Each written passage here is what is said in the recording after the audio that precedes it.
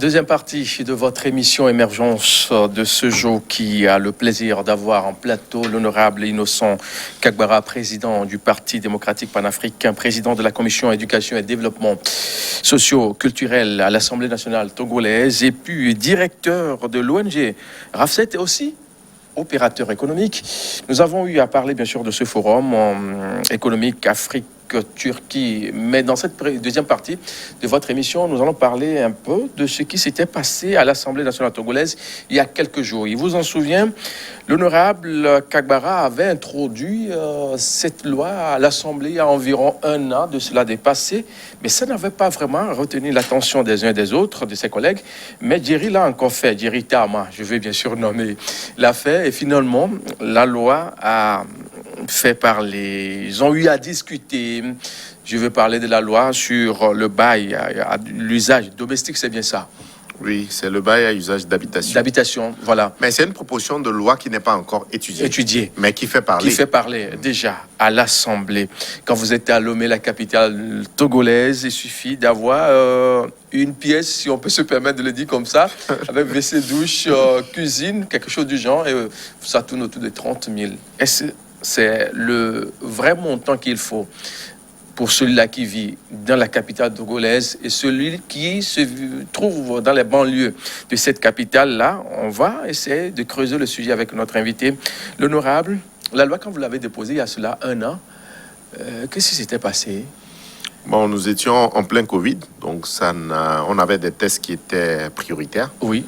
Que le gouvernement a signalé prioritaires, que nous avons étudié et adopté. Je pense que l'honorable Tama a relancé il y a à peine quelques semaines. Et je pense que ça sera programmé pour étude. Donc nous allons verser nos propositions pour que cette loi soit étudiée. Entre-temps, le gouvernement avait pris une décision. Je pense qu'il devait avoir un arrêté pour fixer les cautions. Fixer les cautions par rapport au loyer. Mais je pense qu'arriver à une loi dans son ensemble peut régler définitivement le problème. Parce qu'il faut permettre aux gens de pouvoir se loger. C'est un droit. C'est un droit constitutionnel. Pourquoi avoir se loger à ça, l'honorable Innocent Parce que ça fait partie de notre programme, notre offre Kagbara est né avec une cuillère en or dans la bouche, donc il n'a pas eu à louer une pièce à louer pour ses études, tout ça. Là, il était bien logé, bien nourri. Oui, je n'ai jamais loué. Penser à ça. Oui, je n'ai jamais loué, mais c'est un problème de société qu'il faut qu'on règle. Nous ne pourrons pas être dans nos maisons et les gens ont des problèmes. C'est d'ailleurs là votre rôle à l'hémicycle, oui, défendre. Et c'est ce que nous faisons. Et vous le faites bien déjà. Contrairement à certains. On le fait même très bien. Donc, je pense que... Non, c'est un problème qui me tient à cœur. Oui. Le problème de logement, c'est fondamental. Il faut qu'on règle ce problème de logement et le problème de foncier. Si on ne règle pas le problème de logement et de foncier, le développement, je ne sais pas comment nous sommes en train de faire le développement. Parce qu'il faut qu'il y ait des gens, quand vous trouvez un logement, il faut qu'il y ait un contrat. Il ne faut pas vous faire arnaquer par-ci, par-là. Il y a le problème des démarcheurs qu'on appelle agents immobiliers. Il faut réglementer le secteur. J'ai vu un peu avec l'honorable Tama quand il a redéposé au Parlement. Il y a, je pense, la semaine passée, une association qui s'est créée pour réglementer les agents immobiliers. Oui. C'est déjà une très bonne chose. Nous, dans notre loi même, nous avons proposé, avant d'être agent immobilier, vous faites un petit stage. Il y a une institution d'État qui sera mise sur place. On récupère ceux qui étaient là, déjà. On essaie de les former. Parce qu'il y a un aspect juridique. Il faut qu'ils maîtrisent un peu parce que vous ne pouvez pas prendre l'argent de quelqu'un. La personne vous cherche, vous disparaissez. La plupart ont des comportements un peu bizarres là. Oui, vous disparaissez, vous prenez à la fois ici, vous promettez à A, vous promettez à B, vous promettez à C. Quand on vous appelle, vous éteignez le portable. Non, ça ne se passe pas comme ça. Et vous ne pouvez pas, par exemple, un propriétaire. Le locataire, il est là. C'est vrai qu'il n'a pas payé son loyer. C'est vrai, on est d'accord qu'il n'a pas payé le loyer. Mais la nuit, à 1h du matin, il est avec sa femme. Vous venez décoiffer. Vous venez enlever le toit. Et le pire, il a l'avance qui est toujours là, l'avance qu'on ne lui remet pas, mais on lui dit il doit encore payer. D'abord, normalement, la caution, vous devez laisser ça sur un compte. Normalement, moi, dans ma loi, ça doit passer par un notaire et ça doit être sur un compte. La caution qu'on vous donne, c'est pas pour bouffer. D'abord, la caution. La caution La qu'on caution. donne à un propriétaire, ce n'est pas pour L'honorable utiliser. Kagbara, vous êtes d'accord Parce avec que moi, un an? non, Oui. on va revenir au problème de la Oui. caution.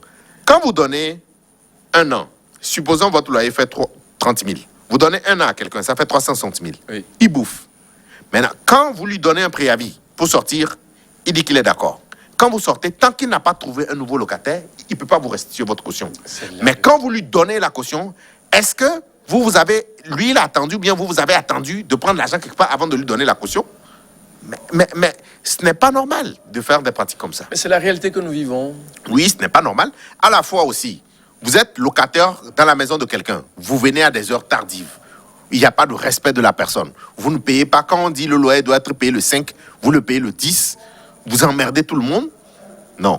Et c'est vous qui jouez la musique à fond. C'est vous qui jouez la musique à fond, vous cassez le bâtiment de quelqu'un, vous sous-louez. Vous n'avez pas le droit de sous-louer sans son accord. Donc c'est tout ça là. Et notre loi vient réglementer. Donc à la fois, respecter le droit du locataire et respecter le droit du propriétaire. Du propriétaire. Maintenant, venons au problème de la caution. Non, La pour caution. nous, dans notre offre, dans notre proposition, la caution doit être plafonnée à 3 mois. 3 mois, vous rentrez, on vous remet la clé. Cela est fait à Abidjan, cela est fait dans tous les pays. Même Et le pour- Bénin est à côté, nos voisins de le l'Est. Bénin à côté aussi l'a déjà fait. Ouais. Et quand vous fixez le loyer, s'il n'est pas d'accord, nous avons dans notre loi proposé qu'il y ait un juge qui s'occupe vraiment de ces genres de questions et qu'on le saisisse en référé pour dire voilà. Il peut régler un certain nombre de problèmes. Non, mais vous êtes d'accord avec moi que celui-là qui a... Et la valeur Oui. de votre bien, Oui. si le locataire n'est pas d'accord, il demande une expertise et c'est à eux maintenant de fixer par rapport à votre localisation. Mais quand on est dans le besoin... Quand vous déjà êtes dans là, le besoin, il faut il faut que... chercher c'est- quelque part où se loger. Oui, avec madame vous et cherchez les quelque enfants. part où vous logez, Oui. mais il faut qu'il y ait un contrat. Contrat. S'il n'y a pas de contrat, Oui. où vous connaissez vos droits et vos obligations, ou l'autre aussi connaît ses droits et ses obligations, c'est normal qu'après qu'il y ait des problèmes.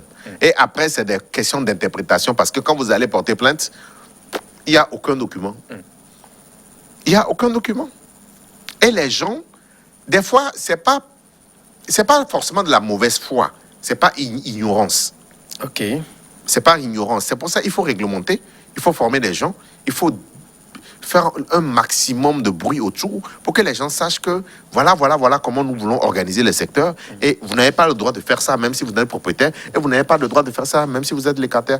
Mais faire en sorte que nos jeunes, quand ils finissent la formation, ils ont un petit travail, ils ont un 150 000, qu'ils puissent louer, se marier. Ce qui fait que les Togolais, à 30 ans, 35 ans, ils sont toujours chez les parents. Ah, mais c'est ça. C'est pas normal. Alors, on va parler un peu... un peu des prix. Des prix pour celui-là qui vit, hein, pour ceux qui connaissent bien le Togo. Je vais prendre des quartiers. Hein. Celui qui vit, par exemple, à Nukafu.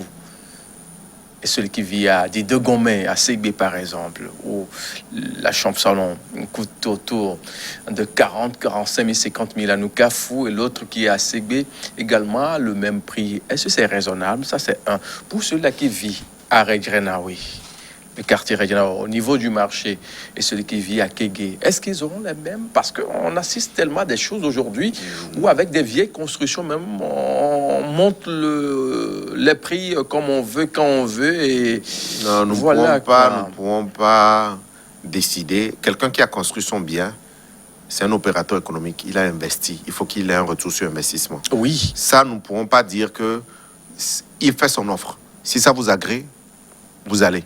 Si ça ne vous agrée pas, vous lui laissez son bien. Il est libre de le louer, son bien en fonction du quartier. Il y a des quartiers qui sont résidentiels.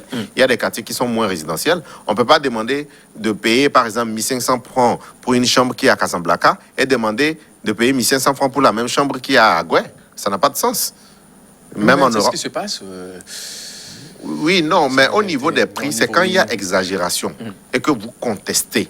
Il veut faire une augmentation ou bien il y a de nouvelles constructions et le prix est un prix qui dépasse vraiment l'entendement. Là, vous pouvez demander une évaluation et c'est 8% de la valeur du bâti. Voilà, c'est ce que les Béninois ont fait et c'est ce que nous proposons également ici. Mais il y a des quartiers, ça sera un peu plus cher, ça c'est clair. Il y a des quartiers qui seront un peu plus chers. Donc, ceux qui vont faire l'expertise vont voir un peu les loyers qui sont pratiqués dans la zone. Alors, dans le même temps, on vous dit qu'on a eu à dépenser ci et ça pour construire. Il y a un problème sur la table. Même un ami m'a contacté. La loi de l'offre et de la demande va régler ça. Si on vous dit que votre bien-là, vous ne pouvez pas le louer à 30 000, mais vous persistez, vous signez, c'est à 30 000, mais vous ne trouverez personne. Là, vous allez me dire, oui, un Ibo va venir du Nigeria, va lui donner deux ans. Bon. Mais c'est l'autre réalité aussi, ça. Oui, mais à la fois, c'est lui qui a construit son bien. Il est libre de louer son bien au prix qu'il veut. Si vous contestez le prix, on peut... L'institution que nous avons prévue dans notre projet peut dire non, le loyer ne peut pas être fixé à tel prix. Mais vous ne pouvez pas l'obliger à le louer à tel prix. On lui dit simplement, on lui donne un avis pour dire le prix que vous avez fixé là, il est trop. Revoyez un peu à la baisse. Mais s'il refuse, il est libre. Si vous voulez, vous prenez. Ah, mais finalement, à quoi va servir votre loi que vous Non, la loi, il y a un certain nombre de choses. La caution, non. Sur la question de prix, vous ne pouvez pas obliger les gens. Nulle part au monde, ça ne se fait. C'est son bien, il est libre de fixer le prix. Mais quand ça sort d'une certaine marge, d'une certaine fourchette, il y a une autorité qui régule, qui dit non, ça c'est un peu trop. Revoyez un peu à la baisse. Mais ce n'est pas l'autorité de vous dire à combien vous devez louer votre bien. Parfait. Donc, la loi règle le problème de caution qui sera de 3 mois. Une bonne fois. C'est 3 mois, vous donnez les 3 mois, vous rentrez. Et ça va passer, ce point-là? Non, ça, c'est des propositions. Ça, c'est des propositions qui seront étudiées. Mois, oui, parce qu'on sait aujourd'hui que les propriétaires de maisons, la plupart, c'est autour de au moins 6 mois. Hein? Au moins 6 mois. C'est pas réglementaire. Au moins, c'est pas, non, dans la majorité. C'est rentré dans les habitudes et puis... oui, voilà. Oui, il y a jurisprudence, il y a les coutumes, il y a des coutumes, mais c'est pas... vous allez au Canada, vous donnez 1 mois et vous rentrez. En France, dans pas mal de pays, dans la sous-région, quand nous avons fait une étude comparée, c'est 3 mois. C'est 3 mois. Donc le pays, le Togo, ne peut pas être une particularité. Mais donc on pense qu'il fait aussi cher de vivre au Togo, par exemple à Lomé, la capitale togolaise, qu'à Rio de Janeiro. Vous avez lu aussi J'ai pas eu le temps de lire, mais j'ai vu ça un peu circuler dans les réseaux sociaux. Cet article-là, oui. Oui, bon. Des confrères. Nous avons des éléments pour comparer. Hein. Vous prenez un steak que vous mangez à Lomé, entre 3 000, 4 000, 5 000. Si ça dépasse, si c'est trop cher dans un restaurant, vous comprenez, oui. C'est 7 000. Oui. Le même steak. Vous savez combien vous dépensez? Cotonou, vous pouvez avoir des prix similaires. Mais déjà, à Abidjan, vous êtes 10 000. À Libreville, vous êtes 12 000, 13 000. À Kinshasa, vous êtes 15 000, 20 000. À Bangui, bon. Donc, la comparaison se fait par rapport à quoi? Un bien, un t-shirt que vous achetez à Lomé est 1 500. Déjà, à Cotonou, il est peut-être à 2 000. À Abidjan, il est à 3 000. À Libreville, il est à 5 000. Donc, la comparaison se fait sur quelle base? Par exemple, quand on prend le transport est quand même cher à Lomé parce qu'il y a des capitales où c'est 100 francs, 200. Peu importe la distance. Le transport, oui, je le reconnais, mais sur pas mal de choses, non. Il n'y a pas de comparaison possible. OK. Donc, sur ce point-là, il n'y a pas de quoi s'inquiéter. Hein. Moi, je ne dis pas qu'il n'y a pas de quoi s'inquiéter, mais moi, j'ai des éléments qui me permettent, pertinentes qui me permettent de comparer. Et je dis, sur un certain nombre de choses, je préfère vivre à Lomé, même si mon salaire... je préfère prendre 200 000, vivre à Lomé, que de prendre 500 000 pour vivre à Libreville. Ceux qui voyagent, demandez-leur. Je préfère prendre 200 000, avoir un logement de 30, 35 000, 50 000, avoir une voiture 200, 250 000. Je vis mieux à Lomé que si j'avais 600 000 ou 700 000 à Abidjan. Le Togolais est réputé être économiste sur tout ce qu'il fait, donc je vois un peu. Et vous arrivez aussi de payer... Bon, vous êtes président d'une commission, peut-être non. Le carburant. Oui, je paie mon carburant, contrairement à ce que vous pensez. Non, il peut y avoir des dotations, mais c'est pour votre fonction. Oui. Mais quand vous vous déplacez... ce bon d'essence-là... Non. Va rien que pour le véhicule. Non, c'est juste une façon pour mieux comprendre. Non, moi je ne réponds pas à ça, et puis moi je suis cash, moi je vous réponds tout de suite. Tout ce que les gens vous racontent là, c'est faux. Tout ce que les gens vous racontent. C'est par rapport à la circulation. Enfin, quand on prend par exemple... Aucune dotation du Parlement ne peut vous permettre de faire le travail que nous sommes en train de faire. Donc, vous devez prendre dans votre argent pour mettre le carburant. Donc, je paie le carburant comme tous les Togolais. Ok. Donc, si quelqu'un vous dit le contraire... Au dernier moment, ça vous a dit quelque chose? Ça vous Nous tous, nous ressentons ça et nous trouvons que ce n'est pas le bon moment pour faire une augmentation. Oui. Vous en avez quand même discuté entre vous? On en discute, mais ce n'est pas un sujet qui est inscrit à l'ordre du jour. Donc, on ne peut pas débattre de ça au Parlement. Oui. La vie chère aussi, tout, quand on parle du bail, tout ça là, c'est ce qui amène des gens aussi à quitter Karma, Lomé Centre, pour des localités comme Togo, comme Agbavi, Clem. C'est un phénomène qui s'observe dans toutes les capitales. Oui. Quand vous ne gagnez pas assez, vous vous rendez compte que le déplacement vous coûte cher, vous allez trouver un logement dans la périphérie. Mais encore, quand vous trouvez un logement dans la périphérie, aussi, il faut faire 1 heure de temps pour venir à votre boulot. Donc, des fois... C'est des calculs qu'il faut faire. Ça dépend dans quel secteur vous êtes. Ça dépend de combien de temps vous mettez. Ça dépend de votre salaire. Si vous êtes à 35-50 000 et que vous n'arrivez pas à trouver un logement décent à Lomé, c'est normal que vous habitez peut-être à 30 km de Lomé. L'honorable Kagbara, à quoi peut-on s'attendre dans les jours qui viennent par rapport à cette loi-là, à l'hémicycle? Non, les Togolais n'ont qu'à être patients. Dès que cette loi sera programmée pour étude, vous serez informés. Et puis, il y aura un débat. Il y aura un débat vraiment de fond, parce que vous représentez des peuples là. Oui, un débat de fond. Et quand vous retournez dans vos bastions, les gens vous posent des questions. Nous répondons à ça. On a voté pour vous, mais finalement la vie, ça devient de plus en plus cher. Non. Qu'est-ce que vous voulez répondre? Non, c'est deux choses différentes. Il faut comprendre le travail du législateur que nous sommes. Nous sommes là-bas pour légiférer et nous sommes là-bas pour contrôler l'action du gouvernement, pour poser des questions. Mais quelqu'un qui a gagné son élection, qui a sa majorité, qui nomme son premier ministre, qui nomme son ministre, qui nomme ses ministres, vous voulez que nous, on fasse quoi? Nous, on peut faire quoi? Nous sommes largement minoritaires. C'est comme ça. Nous avons choisi que ça soit comme ça. C'est le modèle de gouvernance que nous voulons. Il faut qu'on assume. Pendant les 5 ans, tout ce qu'ils feront, on va assumer. Et la loi, ça va... On prie pour que ça passe. C'est une proposition quand même des députés de l'opposition. Il faut que la majorité soit d'accord. Il ne faut pas que les gens oublient. Mais nous, que la loi passe ou pas, nous voulons susciter ce débat.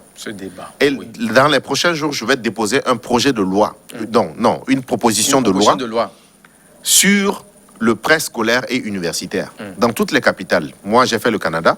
Quand vous avez votre bac, peu importe, même si vous venez d'un milieu défavorisé, vous avez accès aux meilleures études possibles. Vous prenez un crédit, vous allez à l'école, vous demandez à votre université une facture, vous allez à cette institution qui vous finance. Quand vous finissez, vous payez ou bien les parents payent. On peut trouver un mécanisme pour que soit les parents payent sur leur salaire, soit quand vous finissez, vous payez. Mais il faut s'assurer qu'il y ait un bon système de remboursement pour que la dotation initiale qui sera faite, moi j'avais dans mon programme de cité parlé de 40 milliards, que ça puisse permettre de financer le maximum de Togolais. Quand vous avez votre bac, vous n'avez pas de souci à aller à l'université parce que vous savez que vous pouvez prendre un crédit. Et ça permet de financer également, non seulement les universités, mais les écoles. Les écoles, on leur demande un effort pour aller vers la qualité, mais il faut qu'il y ait un accompagnement. Donc ce projet me tient à cœur. Nous allons le déposer. Qu'il passe ou pas, nous allons susciter le débat. Susciter quand même le débat. L'honorable Idrissa Kagbara, président du Parti démocratique panafricain, président de la commission éducation et développement socio-culturel, directeur de l'ONG RAFSET et opérateur économique. C'est déjà la fin, en 30 secondes. On va conclure pour le compte de cette émission. Merci pour l'opportunité que vous nous donnez. C'est à vous le merci. C'est la première fois que je suis dans votre émission. C'est le lieu de vous féliciter pour le travail formidable que vous faites pour la nation. On ne le dit pas assez. C'est un métier qui n'est pas... on vous voit à la télé, mais... c'est pas vraiment ça. C'est pas vraiment ça. Donc c'est le lieu vraiment de le dire devant publiquement que vous avez le mérite de faire quelque chose d'ingrat. Mais moi, je vous félicite. Merci et dire aussi à nos concitoyens d'espérer en ce pays-là. Ce pays, c'est un beau pays. Nous devons le construire ensemble. Je vous remercie. Merci beaucoup. Messieurs, mesdames, merci pour votre fidélité. On se retrouve très, très prochainement pour un autre point de l'actualité socio-économique et du développement sur votre antenne.